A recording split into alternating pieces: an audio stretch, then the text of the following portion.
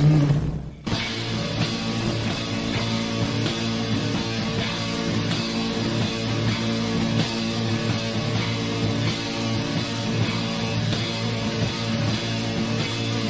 Agent Morris with the NSA. We have identified some very, very interesting anomalous type of aircraft. Traffic is quite luminous and is exhibiting some non-ballistic motion. Over. Move very rapidly at any speed or whether any direction it wanted to go. Flag could change and go to the right or the left or go crossways without hesitating a bit. What do you think it was? Well, if they call it a flying saucer, that's what it is.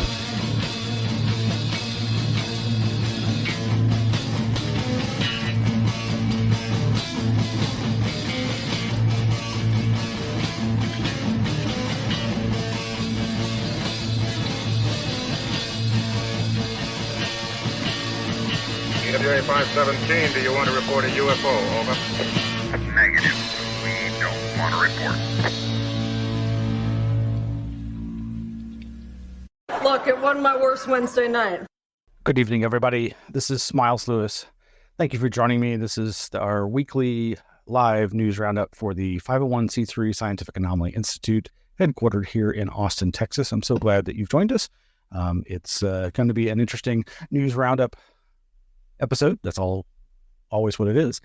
And we hope that you'll enjoy the news that we've got to share with you tonight. So,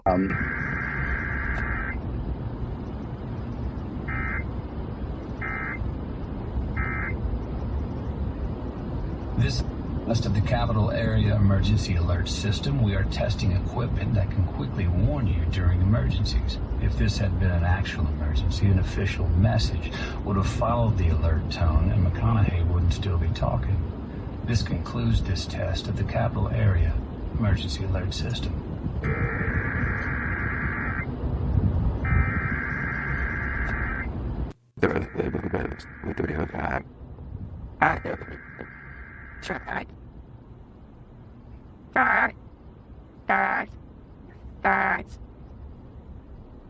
This west of the capital area emergency alert system, we are testing equipment that can quickly warn you during emergencies. If this had been an actual emergency, an official message would have followed the alert tone and McConaughey wouldn't still be talking.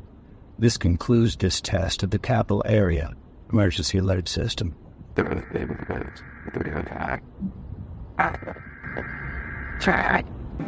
and gentlemen, the sadistic killers are everywhere. They're taking over the city. The police are killing everybody. Now there's chaos in the streets. Nobody can help us now. Run for your lives!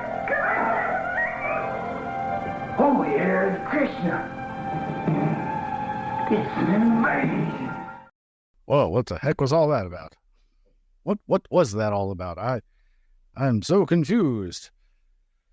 Right. Yes. The national test of the National Alert System. That was today, October 4th, Wednesday, 2023. Oh, shoot. It's supposed to trigger the zombie apocalypse? Isn't that right? Are my carbon nanite molecules activating? Brains.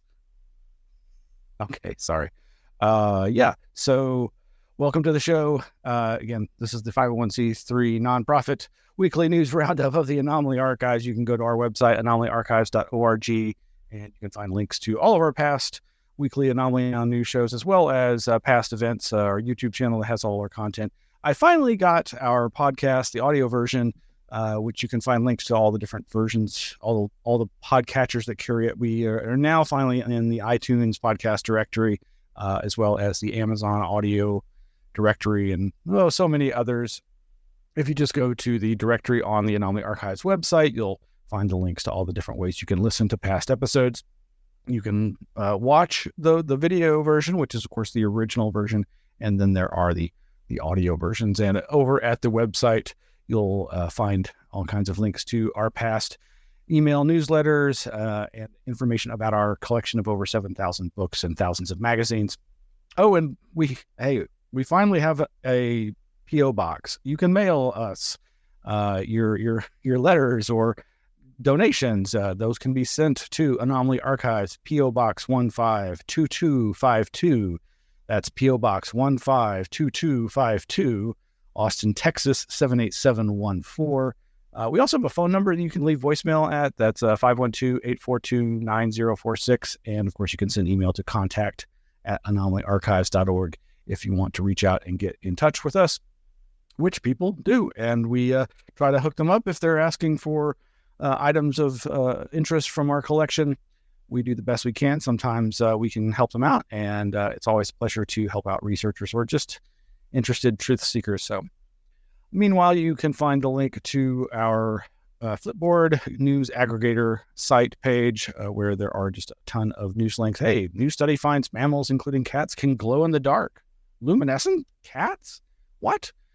Somebody has archived also the old Larry King Live UFO cover-up shows.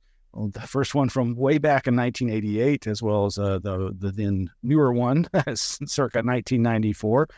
These can all be found there.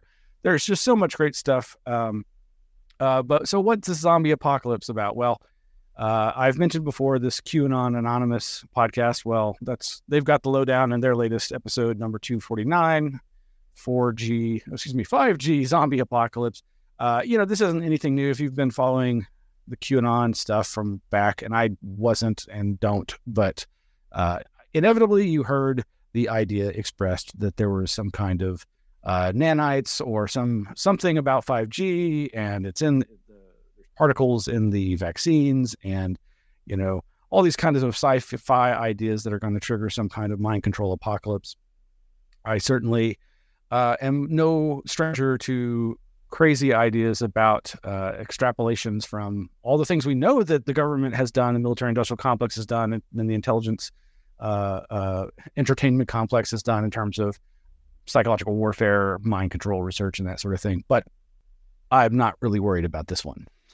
But I will say, at my day job today, standing around talking to coworkers when suddenly everybody's phones start going off. And I knew it was going to happen today, but it was still very startling. But we all had a good laugh. And thankfully, as far as I know, there's not been any zombie riots in the street yet.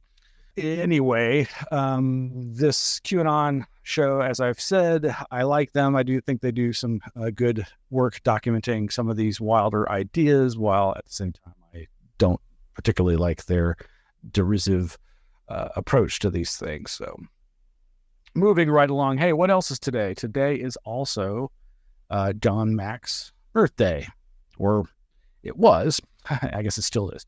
Remembering the late Dr. John Mack, the famous, the awesome Harvard psychiatrist, his courageous defense of experiencers of alien contact on this anniversary of his birth, October 4th, 1929. His second final book about alien encounters is titled Passport to the Cosmos, and this was posted by the Johnny Mack MD Facebook page that promotes his material. Mack. I do recommend the book by Ralph Blumenthal about John Mack. It's called Believer or The Believer. It's a good book. We've talked about it before. But I also want to talk about, and you can see Ralph Blumenthal in the new Amblin-Entertainment Netflix documentary UFO series. It's 4 episodes. I highly recommend it. I've thoroughly enjoyed these episodes. The first episode is about the mass sighting here in Stephenville, Texas, not here in Austin, but northwards of here in Stephenville. And the whole series features a lot of great archival footage. And I really appreciate the approach of this series. It's not for everybody. It is not a documentary in the sense of trying to convince you of the reality or what the explanation for UFOs are, other than the import of people having these experiences and the storytelling aspect of it. It is very good storytelling, and I appreciate that. I think it's got some beautiful photography, some beautiful cinematography, and they use that footage usually as background, showing the witnesses walking around, and this is really high quality footage while intermixing all this archival footage and having a very interesting, unique approach to the sound design. I watched the first couple of episodes with headphones and found that to be very satisfying. The Stephenville episode features Austin's own Robert Powell, who, of course, was one of the primary investigators as part of the MUFON investigation. He does a great job of talking about that series of incidents and the apparently allegedly 300 or more witnesses to events in that area.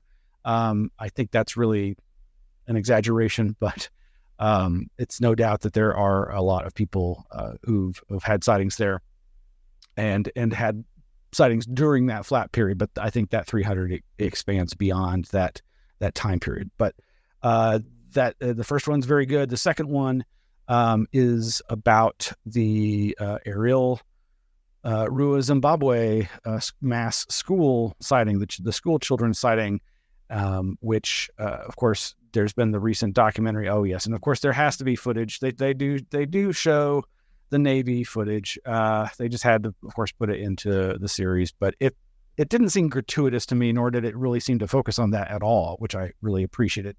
But the show is streaming on Netflix. You might want to check it out if you think that might be your thing. The third episode is about what is it called? Broadhaven Triangle in the UK. This is another flap mass sighting, or I would say flap sightings, whereby there were multiple witnesses in different locations all along the Welsh coast there, and there's another multiple student sighting at a school, and it's very interesting. It's got a lot of details that I was not familiar with.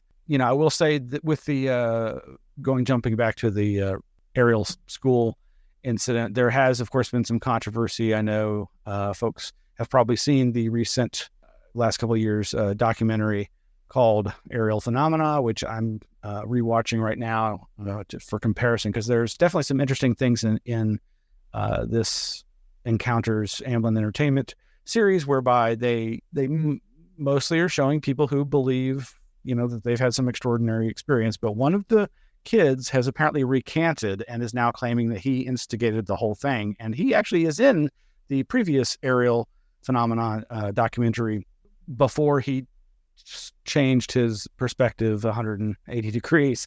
But and that triggered this statement from the Ariel Phenomena Facebook group or page. While we're excited to see word spread about the Ariel school sighting and Dr. John Mack via the new Netflix series Encounters, it's a mixed bag considering our history with Netflix as independent filmmakers. Story for another day. But this week, we're most disappointed to see one of the students has turned his back on his own story. Here are some excerpts from our interview with Dallyn, Dallyn Vico, conducted by Randall Nickerson in South Africa in 2008. I'm not going to quote from that here, but I'll provide the link. I think this is all a public page.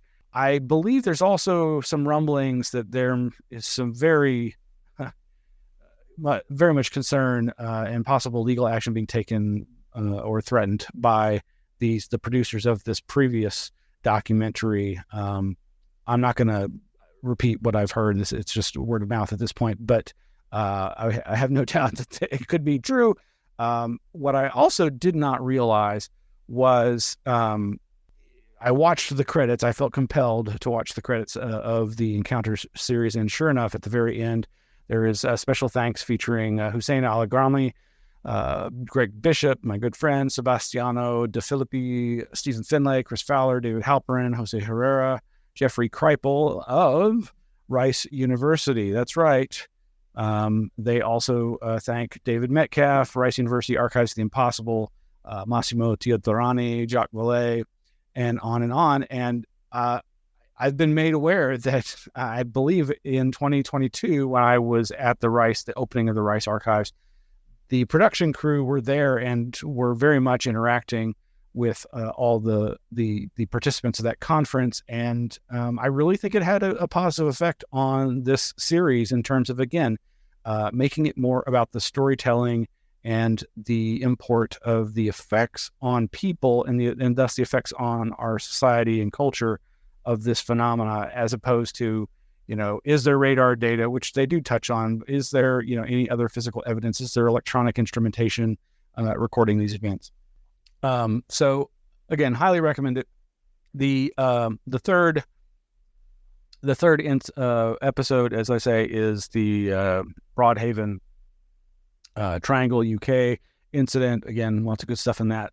And the third one is on Fukushima, Japan, which I'm unsure about the circumstances surrounding the claims of UFOs surrounding the nuclear disaster there.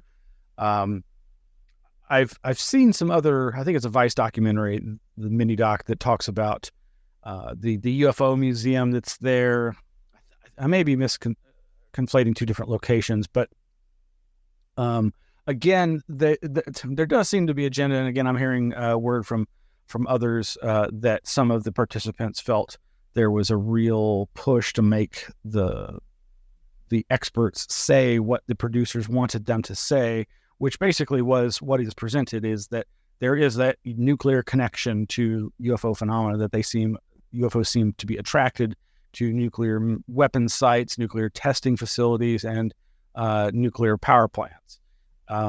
Obviously, this is very much a perceived recurring theme throughout the modern UFO era. It is fascinating and perhaps very telling, but at least one participant has told others that they felt pressured to say something that they weren't willing to say, which was that UFOs were seen at Fukushima. They do show some footage that I'm not familiar with. It looks vaguely familiar, but I don't remember ever researching it very deeply. It seems like it could easily have been fabricated.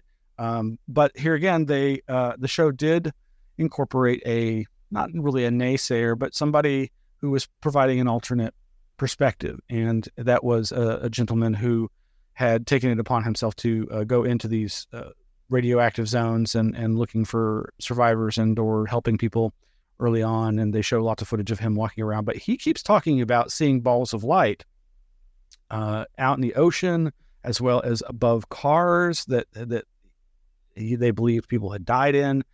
And of course, he expresses that he doesn't think of this as being anything alien or otherworldly in the extraterrestrial sense, but to him, it's just the idea of like ghost lights. I don't think that's the word he uses, but this idea of orbs of light just representing the souls or spirits of the people who died in this terrible accident triggered by the tsunami. And but again, I'm going to probably rewatch this again soon. I really enjoyed it and think you might as well. So you might consider checking that out. Meanwhile, just one last thing on the Ariel incident. Yeah, now I've mentioned this guy before, Gideon Reid. He is a skeptic young man, I believe, in England, who, interestingly enough, I believe one of his children was at one of the schools there where they have faked alien encounters on the students, the young children there, as part of critical thinking and creative writing exercises. This is a big program in British schools. It's happened more than a dozen times, I believe, and he just happens to have a child who was at one of these schools that held one of these incidents. And he's put forth an idea in several different series of articles on his website over at gideonreid.co.uk, which is simplified as the puppetry hypothesis, the idea that there was this puppetry troupe going around that area of Africa as a project to educate the public about HIV, AIDS, and try to change behavior. And there's no evidence that proves beyond a shadow of a doubt that they were in that area, but he draws some interesting connections between the descriptions and the drawings and so forth. But this other article, this is actually from April of this year, just counters this idea that these kids couldn't have been exposed to science fiction or UFO ideas or ecological themed ideas. It very much knocks that down. Now, of course, this is just like any other psychosocial approach. There's no real proving whether or not these children watched any of these programs over the course of the weekend. And that's his point, is that when they saw whatever it was they saw, I believe on a Friday, most of the interviews didn't occur till a few days later, and that they could have been influenced in the descriptions that they gave by what they possibly could have encountered on television. And this is all based on, available information about what was playing on the broadcast television channels in that area. And it all kind of fits. And, again, I don't take this as a definitive explanation, nor do I take the puppetry hypothesis as a definitive explanation. I just find it interesting to entertain alternative ideas. And there's kind of looks similar. Delta Space Mission, 1984. The naysayer in the new series, what's his name? Villain? No, sorry. Dallyn, Dallyn, Vico. He's basically suggesting that it was all predicated on him pointing to a shiny rock and saying, look, there's a spaceship and a spaceman out there, and that seeded the idea and the children ran with it. I find that interesting, especially as I'm rewatching the Ariel Phenomenon documentary from years earlier, or footage shot years earlier, but I think it was only released last year. There actually are references to a shiny rock and the perception of water trickling down it and the water catching the light of the sun, making it shiny. But there's a lot more information, a lot more drawings, a lot more interviews with the kids over the course of time. The Ariel Phenomenon documentary is actually much more like what you tend to think of when you think of a documentary on UFOs. Very different animals here, though, again, I think the producers may be alleging that this amblin-entertainment version may have taken liberties with certain things. So anyway, find it all very interesting. I hope you do too. Meanwhile, where are we going to next? Wow. Okay. Now, I've only just now heard about this. And this is pretty interesting. So I think we've mentioned before that Gary Nolan, who has been outspoken about the idea that there are insiders, there are crash retrieval programs, there is some kind of alien presence. He's, investigated all kinds of aspects about this. Some people think he's too sensationalistic, what have you. But he has mentioned that he founded, is part of a new organization called the Sol Foundation, SOL. And in fact, the URL is the solfoundation.org. And I was made aware that he's holding an academic conference on UFOs at Stanford, which of course is where I believe he's headquartered. And so over at the solfoundation.org, the Sol Foundation, is information on this inaugural annual symposium of the Sol Foundation to be held November 17th and 18th of this year at Stanford University.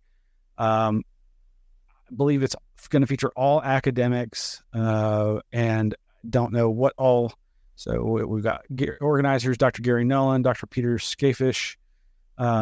Confirmed speakers include Jonathan Berthe, an AI entrepreneur, Dr. Eric Davis, the theoretical physicist, who, of course, many have heard interesting things about, Avi Loeb, and a number of others who you may or may not be familiar with. Of course, not so much an academic, but a professional journalist, Leslie Kane, who we've talked about quite a bit. And, of course, Chris Mellon, Diana Pasulka, and, of course, Dr. Jacques Vallée.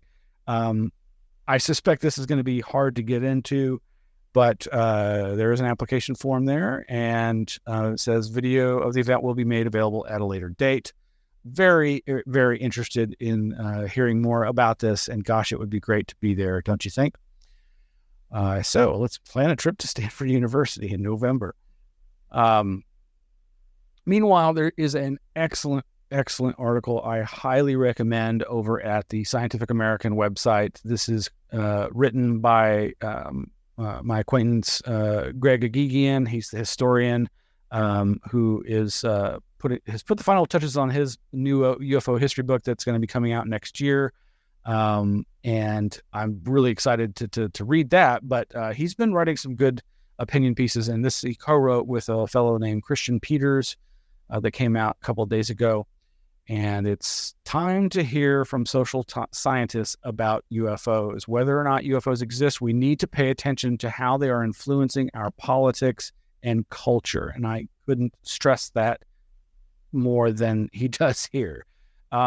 It's a great article. There's a lot of fantastic links in here to academic papers and other learned articles and perspectives on everything that is covered here. He criticizes the way that the subject is being militarized and how the media sensationalism just feeds right into that, and the influence of money on the scene, the UFO scene. There's a lot of great stuff here. He points out, of course, we don't conclusively know if UAP physically exists beyond the mundane, but we do know this: UFOs are social facts. Debate about them is transforming our politics and culture, which affects with effects that are largely overlooked. I completely agree. Social scientists should weigh in on UAP now. It is a task for which they are well equipped. They not only offer effective techniques for assessing social change, but for decades, social scientists have been conducting research on such relevant topics as human technological systems, behavioral factors in manned space travel, public attitudes towards UFOs, and the psychophysical and cognitive aspects of the sightings. He also very importantly talks about the topic of intelligence. Turns up in multiple contexts in UAP discussions. For instance, regarding classified military knowledge, much of the current debate and legislation revolves around the reliability of UAP information and how it is handled by government agencies. Given national security needs, what appears to be part of a UFO cover-up may also be explained by mundane organizational failures at the Defense Department, administrations hesitant to poke into those failures, an institutional penchant for secrecy, oh yes, and finally, plain old ignorance. Whatever the case, unidentified flying objects represent a challenge to governmental and military authority. I say again, whatever the case, unidentified flying objects represent a challenge to governmental and military authority. And the authority word is linked to an article that I still love so much from several years back, written by Alexander Wendt and Raymond Duval, and that is Sovereignty and the UFO, which is a very academic paper basically just saying the UFO is a threat to institutions, and that's why there is a taboo against it and why it is ridiculed. And this can't be overstated enough. It goes on and on. There's some great stuff here. He talks about the connection to AI and how the way we're thinking about AI is relevant to the way we think of and talk about alien others. And as he says, in addition, the subject of UFOs often evokes talk of a separate mysterious intelligence that must somehow be behind the sightings. Yes, it does. This has led philosophers, anthropologists, and psychologists to speculate about alien minds, and there's much to be learned from that. We need scholars to figure out how to talk to a being with a non-human mind, but we should also examine our assumptions in thinking about and doing research on such intelligence. And this reminds me, and there's kind of a theme here tonight, of fictional portrayals of contact with mysterious others and the strange phenomena. And of course, I guess the Encounters show from Amblin-Entertainment that I was mentioning isn't a fictionalized version, but it does have recreations. It is produced, like I say, in a storytelling, theatrical sort of way. But it reminds me of, I just recently rewatched the modern movie Arrival, which if you've not seen it, you really should see it. I rewatched it and just loved it as much or more than the first time I saw it, and think it's a very powerful and important film when thinking about the real possibility of what it would be like to encounter truly alien others. No spoilers here. Similarly, I think a double feature with Annihilation, which is more of a horror version of a similar idea, is also a good thing to consider watching here in October, spooky month. Anyway, there's, again, so much to go into, and every paragraph is filled, like I say, with links to other stuff to pique your brain cells. And when I mentioned the AI aspect, the authors say, and computational methods already offer social scientists ways to explore large language model-based qualitative data. For example, social media data and UAP-related government interaction can reveal sentiments and any related patterns that may have eluded us. Such rigor is especially needed because the history of UFOs has been defined by disputes over the trustworthiness of witness testimony and limited forensic data of these unidentified objects.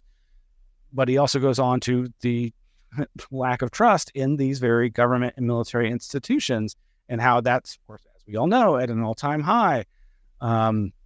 Just, again, highly recommend this article over at Scientific American. I think you should check it out.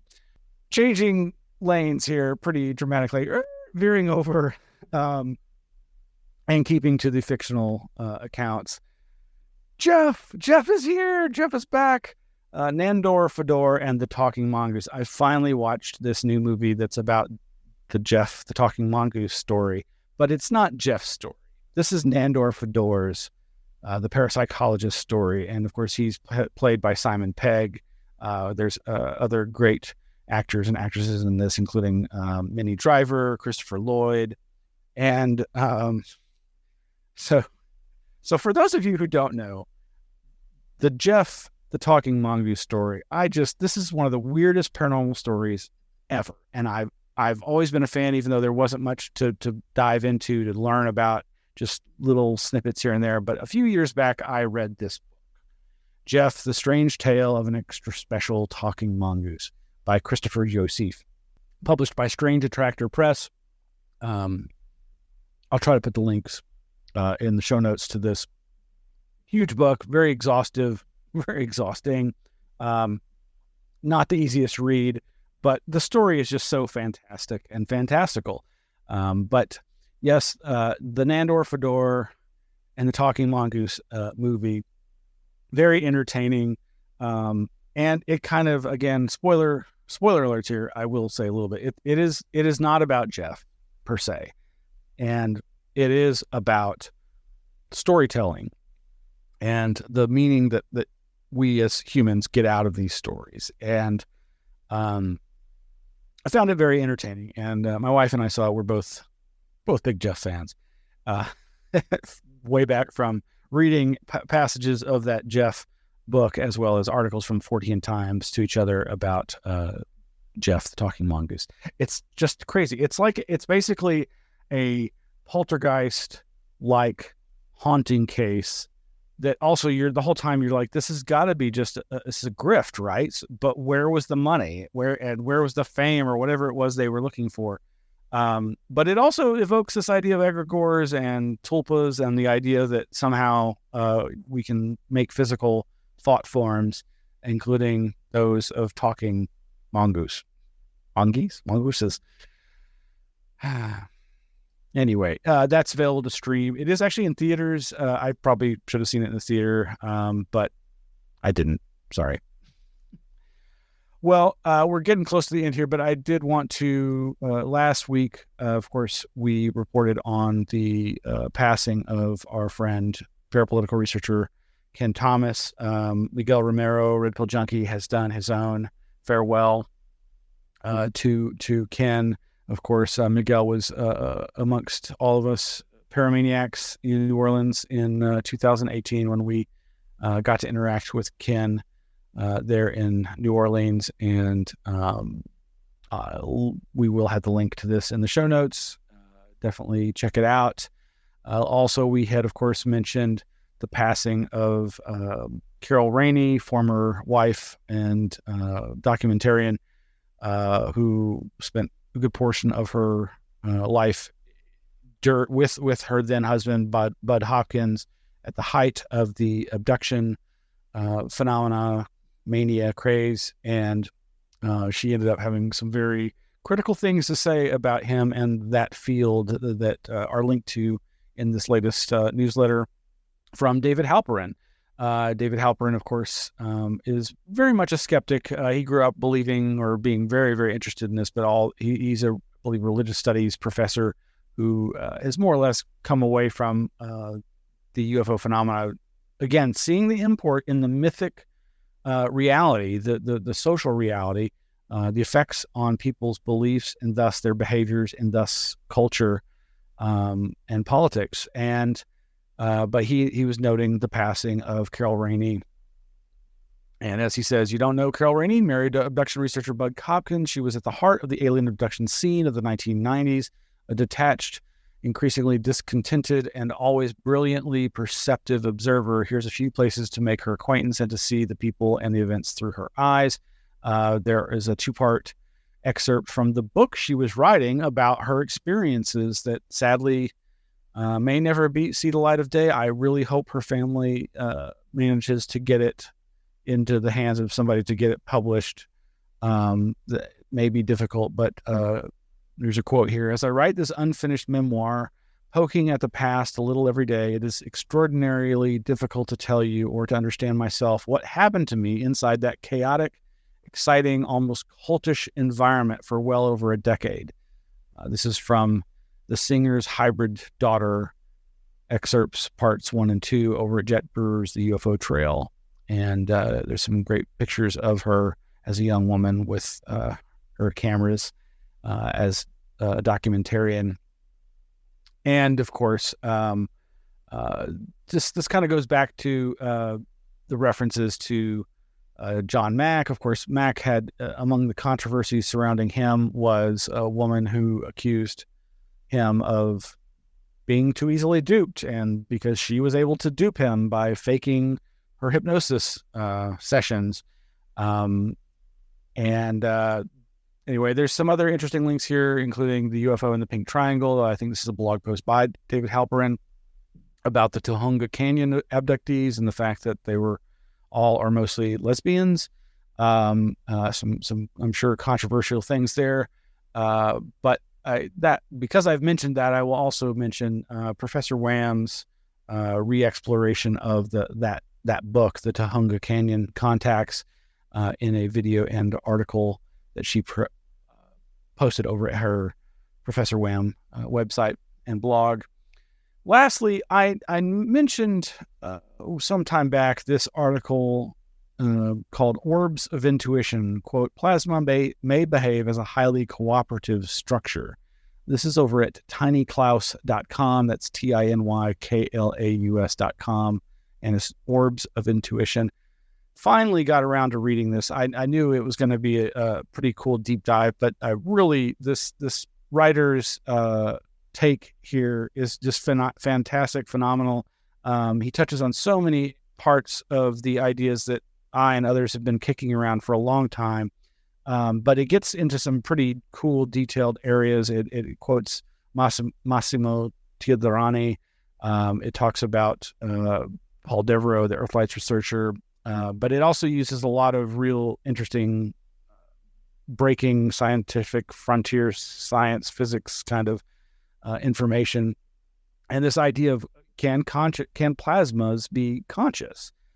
And there's a lot of implications to this. And I'm going to have to go back and reread this and think about it deeply, because it really, in a nutshell, it's got me wondering about, there's all this information now about how the military industrial complex is using plasma technology to spoof its own aircraft and create, radar contacts and that sort of thing. What if they're accidentally tapping into whatever it is that what if some UFOs are intelligent plasmas? And what does that mean for the weird encounters that people have with the UFO phenomena? And if their consciousness is perhaps very short-lived, one wonders if such a consciousness or an intelligence could be imbued in these plasmas being created by the military-industrial complex as part of their defense technology. And the implications of that, just in terms of like brief moments of slavery of enslaved plasma consciousness, is just it sounds like a terrible horror movie idea, but there's so many more implications that are more important than that. But that was one of the weirder ones that popped into my head. Interestingly enough, this fellow who wrote this article also does a podcast that I've just barely started listening to that also seems very interesting. I forget what it is called. It's something like Patterns. I'm not seeing. Oh, wait, there. Patterns Tell Stories. That's the name, I believe, of the podcast. Anyway, that's over at tinyklaus.com. Well, gosh, it is, it's 40 plus minutes. Sans emergency broadcast. Well, that's going to do it for this evening. I hope you've enjoyed what you've heard and that you'll like and subscribe, hit the notification bell and all that good stuff. If you're not subscribed to the podcast, find your favorite podcatcher, see if you can find us there in it. And we'd appreciate any support. You can, of course, go to the Anomaly Archives website, and there is a donate page where you can donate a number of different ways, PayPal being one of the easiest. Not everybody wants to support PayPal. I understand that. And as I mentioned, we have a new P.O. box, so you can send us love offerings. That's the old Jim Mosley phrase for donations. You can send us donations for being a non-subscriber to his old Saucer Smear newsletter that some people loved to hate. But yes, the P.O. box is, where is that? We've got that. P.O. Box 152252, Austin, Texas, zip code 78715. So again, that mailing address is Anomaly Archives, P.O. Box 152252, Austin, Texas 78715. And well, that's going to be it. Good night, everybody. Take care. We'll see you on the flip side.